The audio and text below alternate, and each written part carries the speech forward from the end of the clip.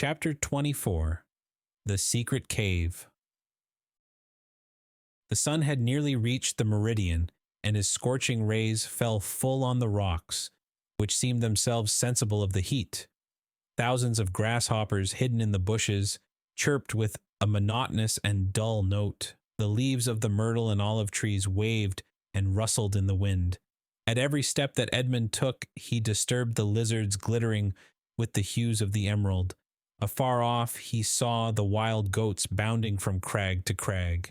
In a word, the island was inhabited, yet Edmund felt himself alone, guided by the hand of God. He felt an indescribable sensation, somewhat akin to dread, that dread of the daylight, which even in the desert makes us fear we are watched and observed. This feeling was so strong that at the moment when Edmund was about to begin his labor, he stopped, laid down his pickaxe, seized his gun, mounted to the summit of the highest rock, and from thence gazed round in every direction. But it was not upon Corsica, the very houses of which he could distinguish, or on Sardinia, or on the island of Elba, with its historical associations, or upon the almost imperceptible line that to the experienced eye of a sailor alone revealed the coast of Genoa, the proud, and Leghorn, the commercial, that he gazed. It was at the brigantine that had left in the morning, and the tartan that had just set sail, that Edmund fixed his eyes. The first was just disappearing in the Straits of Bonifacio. The other, following an opposite direction, was about to round the island of Corsica. This sight reassured him. He then looked at the objects near him. He saw that he was on the highest point of the island, a statue on this vast pedestal of granite, nothing human appearing in sight, while the blue ocean beat against the base of the island and covered it with a fringe of foam. Then he descended with cautious and slow step, for he dreaded lest an accident similar to that he had so adroitly feigned should happen in reality. Dantès, as we have said, had traced the marks along the rocks, and he had noticed that they led to a small creek, which was hidden like the bath of some ancient nymph. This creek was sufficiently wide at its mouth and deep in the center to admit of the entrance of a small vessel of the lugger class, which would be perfectly concealed from observation.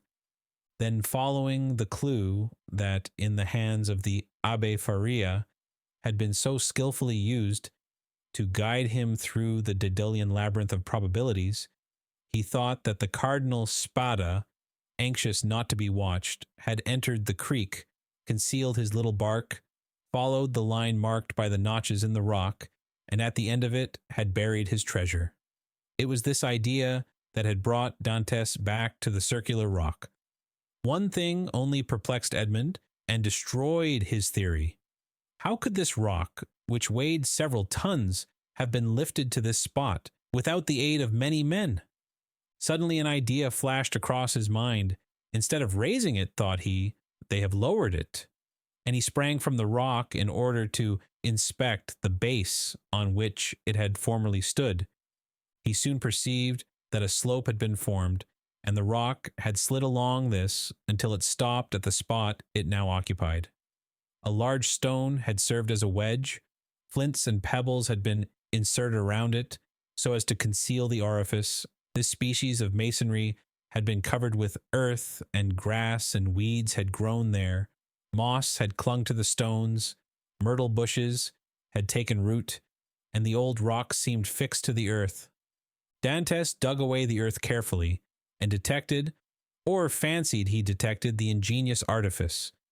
He attacked this wall, cemented by the hand of time, with his pickaxe. After 10 minutes' labor, the wall gave way, and a hole large enough to insert the arm was opened. Dantès went and cut the strongest olive tree he could find, stripped off its branches, inserted it in the hole, and used it as a lever. But the rock was too heavy and too firmly wedged to be moved by any one man, were he Hercules himself. Dantès saw that he must attack the wedge, but how? He cast his eyes around and saw the horn full of powder, which his friend Jacopo had left him. He smiled. The infernal invention would serve him for this purpose. With the aid of his pickaxe, Dantes, after the manner of a labor-saving pioneer, dug a mine between the upper rock and the one that supported it, filled it with powder, then made a match by rolling his handkerchief in saltpetre. He lighted it and retired. The explosion soon followed. The upper rock was lifted from its base by the terrific force of the powder. The lower one flew into pieces. Thousands of insects escaped from the aperture Dante had previously formed, and a huge snake, like the guardian demon of the treasure, rolled himself along in darkening coils and disappeared. Dantes approached the upper rock, which now, without any support, leaned towards the sea. The intrepid treasure-seeker walked round it, and, selecting the spot from whence it appeared most susceptible to attack, placed his lever in one of the crevices and strained every nerve to move the mass.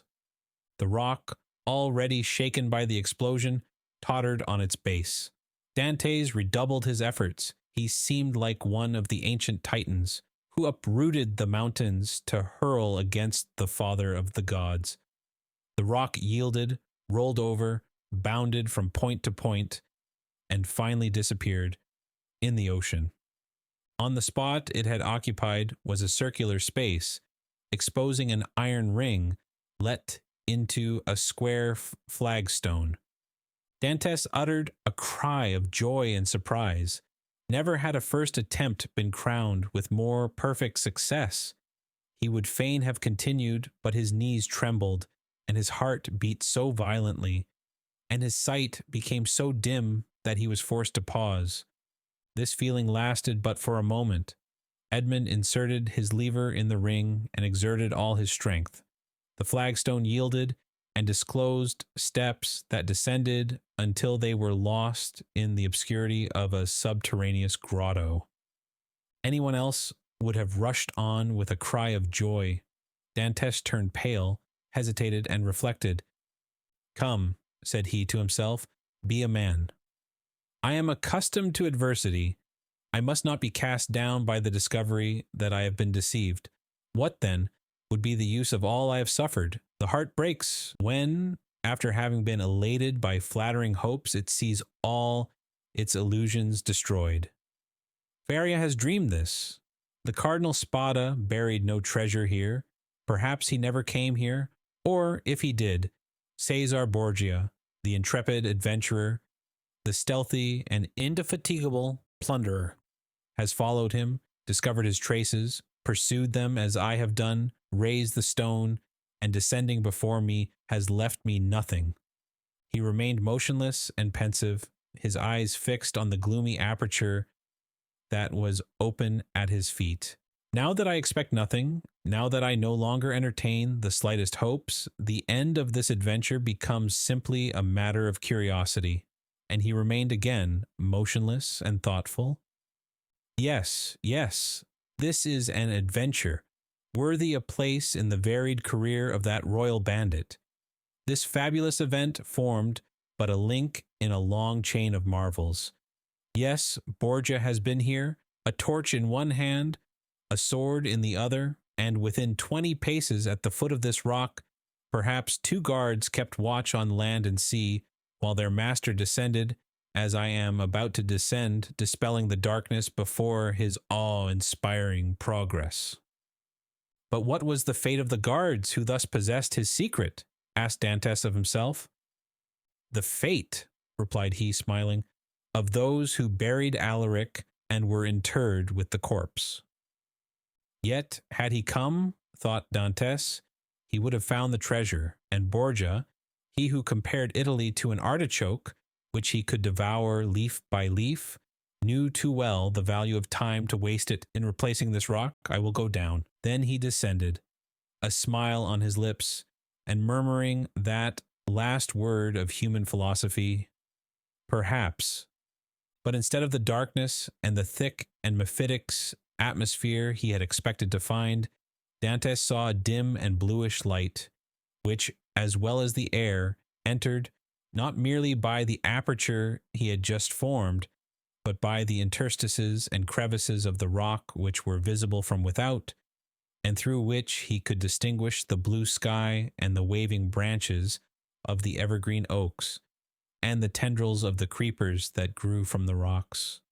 After having stood a few minutes in the cavern, the atmosphere of which was rather warm than damp, Dante's eye, habituated as it was to darkness, could pierce even to the remotest angles of the cavern, which was of granite that sparkled like diamonds.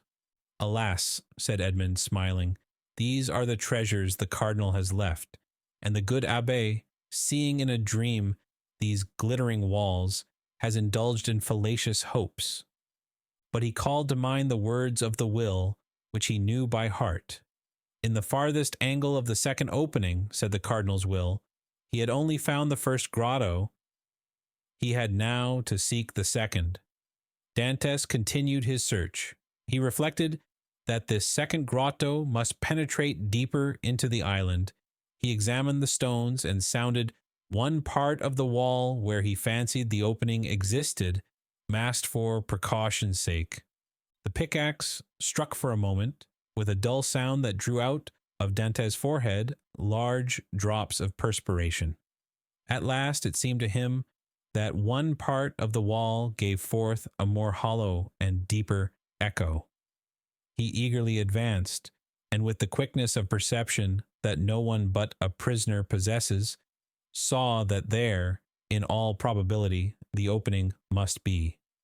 However, he, like Caesar Borgia, knew the value of time, and in order to avoid fruitless toil, he sounded all the other walls with his pickaxe, struck the earth with the butt of his gun, and finding nothing that appeared suspicious, returned to that part of the wall whence issued the consoling sound he had before heard. He again struck it, and with greater force. Then a singular thing occurred. As he struck the wall, pieces of stucco similar to that used in the ground work of arabesques broke off and fell to the ground in flakes, exposing a large white stone. The aperture of the rock had been closed with stones. Then the stucco had been applied and painted to imitate granite. Dante struck with the sharp end of his pickaxe, which entered some way between the interstices. It was there he must dig, but by some strange play of emotion, in proportion as the proofs that Faria had not been deceived became stronger, so did his heart give way, and a feeling of discouragement stole over him. This last proof, instead of giving him fresh strength, deprived him of it. The pickaxe descended, or rather fell. He placed it on the ground, passed his hand over his brow, and remounted the stairs, alleging to himself, as an excuse, a desire to be assured that no one was watching him, but in reality because he felt that he was about to faint. The island was deserted, and the sun seemed to cover it with its fiery glance. Afar off, a few small fishing boats studded the bosom of the blue ocean. Dantes had tasted nothing, but he thought not of hunger at such a moment. He hastily swallowed a few drops of rum, and again entered the cavern.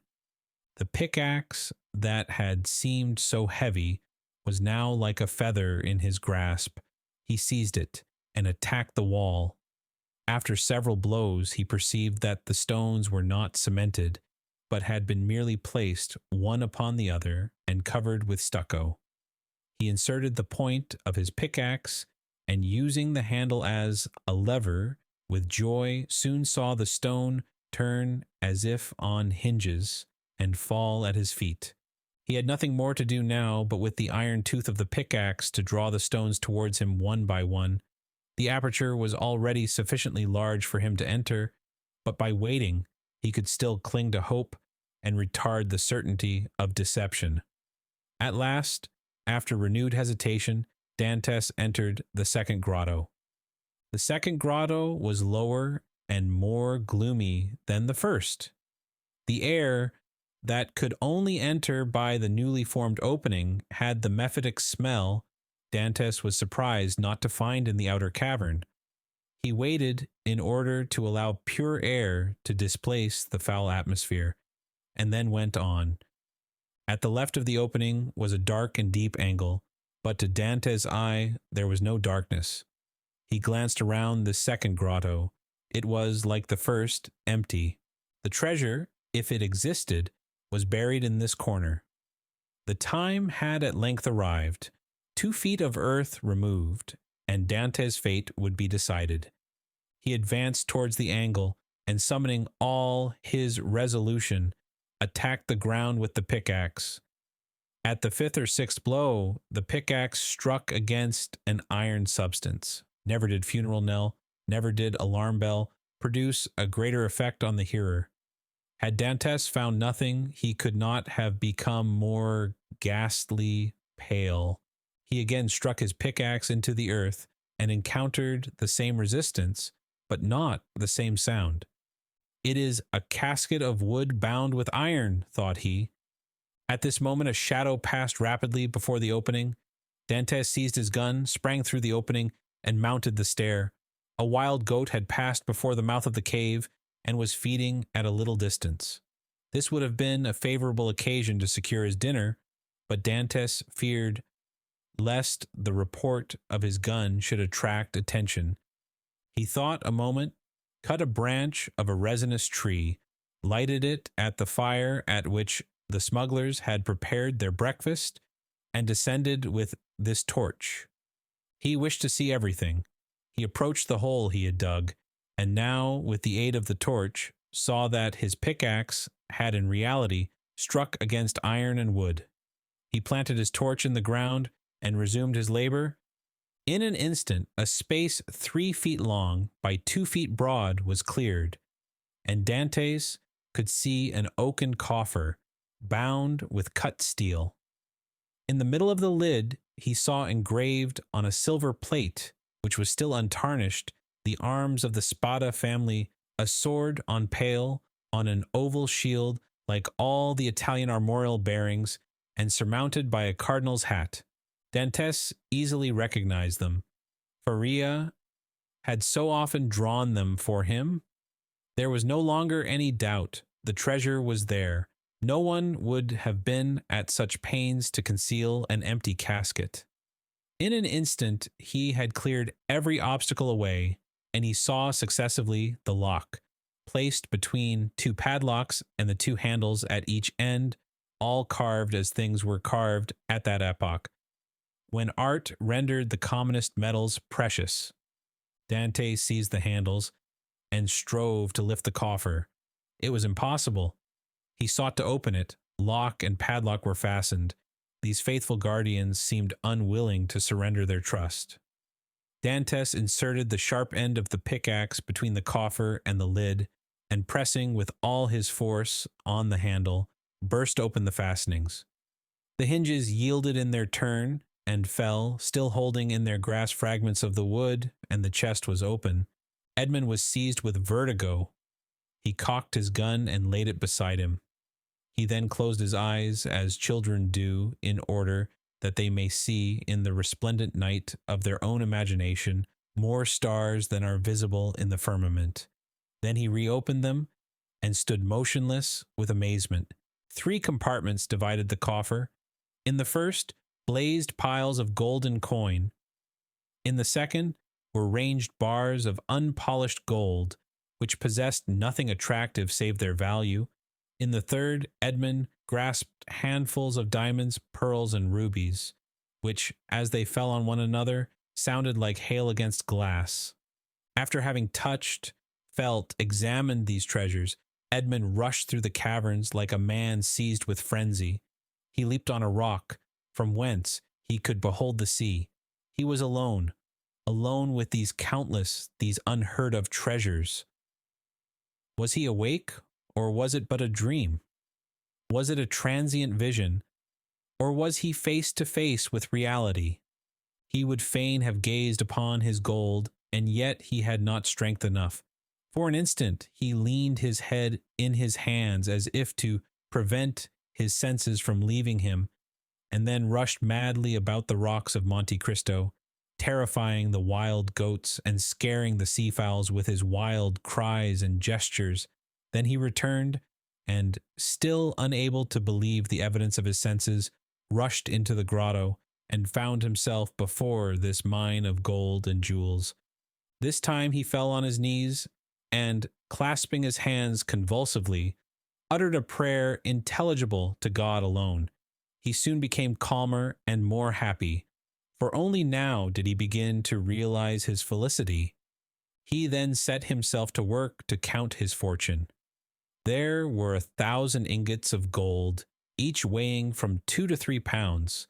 Then he piled up 25,000 crowns, each worth about 80 francs of our money, and bearing the effigies of Alexander VI and his predecessors, and he saw that the complement was not half empty. And he measured 10 double handfuls of pearls, diamonds, and other gems, many of which, mounted by the most famous workmen, were valuable beyond their intrinsic worth. Dante saw the light gradually disappear, and fearing to be surprised in the cavern, left it, his gun in his hand. A piece of biscuit and a small quantity of rum formed his supper, and he snatched a few hours' sleep, lying over the mouth of the cave. It was a night of joy and terror, such as this man of stupendous emotions had already experienced twice or thrice in his lifetime.